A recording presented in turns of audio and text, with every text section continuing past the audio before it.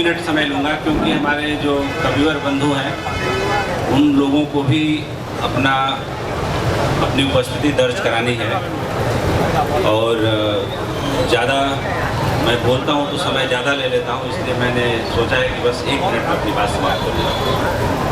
नीरज साहब की याद में उनकी पुण्यतिथि पर ये जो काव्यांजलि पिछले 6 सालों से हो रही है, बेसिकली ये दिन था 2010 में 11 फरवरी इंदौर शहर में नीरज साहब से मेरी पहली मुलाकात हुई।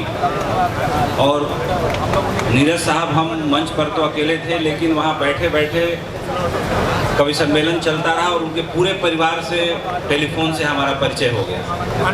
तब का दिन है, आज का दिन है, हम लोग परिवार की तरह ही रहते हैं, सुख दुख बांटते हैं और हमेशा जुड़े रहते हैं। नीरज साहब के आखिरी दिनों में भी मेरी उनसे मुलाकात हुई और हर बार मैं नीरज साहब के जीवन से जुड़ा कोई एक अनूठा किस्सा, अनूठा पहलू सुनाता हूँ। नीरज साहब के बारे में हो सकता है जो लोग गहराई से पढ़े हैं उन्हें पता है कि नीरज साहब बहुत बड़े ज्योतिषी भी थे, कमाल के एस्ट्रोलॉजर थे। उनके एक बड़े गहरे दोस्त थे, डॉक्टर थे। उनको कैंसर डिटेक्ट हुआ, जो उनकी रिपोर्ट आई, पैट स्कैन आया, तो डॉक्टर साहब बड़े डिमोरलाइज थे। तो नीरज साहब ने कहा कि तुम अपनी कुंडली दिखाओ मुझे। तो कुंडली नीरज साहब ने देखी और कहा कि तुम्हें कैंसर, कर्क रोग जैसी बीमारी हो ही नहीं सकती।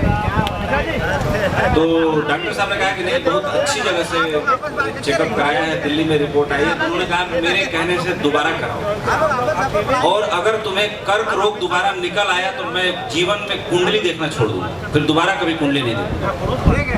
उन्होंने दोबारा चेकअप कराया और उनकी रिपोर्ट निगेटिव आई। तो नीरज साहब गुणों की भरमार थे, गुणों की खान थे। और आज जावेद अख्तर साहब को इस मंच से सम्मानित किया गया, तो सही अर्थों में पिछले साल अन्नू कपूर साहब ने इस मंच की शोभा बढ़ाई और जावेद अख्तर साहब बहुत बड़ी शख्सियत है। मैं कह सकता हूं कि मैं अपने जीवन में कुछ वक्ताओं से जो प्रभावित हुआ हूं, उसमें मैं ओशो, आचार्य रजनीश का नाम सबसे पहले लेता हूं। दूसरे नंबर पर मैं अटल बिहारी वाजपेयी का नाम लेता हूं और तीसरे नंबर पर मैं जावेद साहब का नाम लेता हूं कि उनकी भी जो वाक कला है, जो मर्मज्ञता है विषय के बारे में, वो कमाल की है। और चौथे नंबर पर मैं अपने बड़े भाई कुमार विश्वास का नाम लेता हूं। और उसके बाद मैं कह सकता हूं कि पिछले साल से मैंने अन्नू कपूर साहब को अंताक्षरी में तो देखा था। मेरी पत्नी यहाँ बैठी हुई है, अन्नू कपूर साहब जब अंताक्षरी करते थे तो वहाँ गई थी पार्टिसिपेट करने, उनसे मिलने ही आई। तो अन्नू कपूर साहब ने जो पिछले साल जो अपना उद्बोधन और संबोधन दिया था, वो भी बहुत कमाल का है। और हाल फिलहाल में किसी के संबोधन से प्रभावित हुआ हूँ तो वो अन्नू कपूर जी हैं। तो ज़्यादा वक्त मैं नहीं लूँगा और मृगांक को, शशांक को, इस आयोजन में जो जितने स्पॉन्सरर हैं सभी लोग, प्रेस क्लब के सभी लोग, हमारे सारे पत्रकार बंधु, यहाँ पे आई हुई हमारी माताएं, बहनें और जो मेरे कुलीग्स हैं, सबको आने के लिए, अपने जितने गेस्ट हैं उनको मैं आभार देता हूँ, धन्यवाद देता हूँ कि आप सब ने समय निकाला। यहाँ पे मेरे जमील भाई विशेष दोस्त हैं जो दुबई में रहते हैं, हालांकि दिल्ली भी इनका घर है और मूल निवासी टोंक राजस्थान के हैं। आपके पिताजी भी बड़े मौजूद शायर थे, आज समय उन्होंने निकाला और यहाँ पे आए। रूमी साहब, बोनी कपूर साहब जो मेरे बिल्कुल बड़े भाई की तरह हैं, हमेशा स्नेह प्रेम मिलता रहा।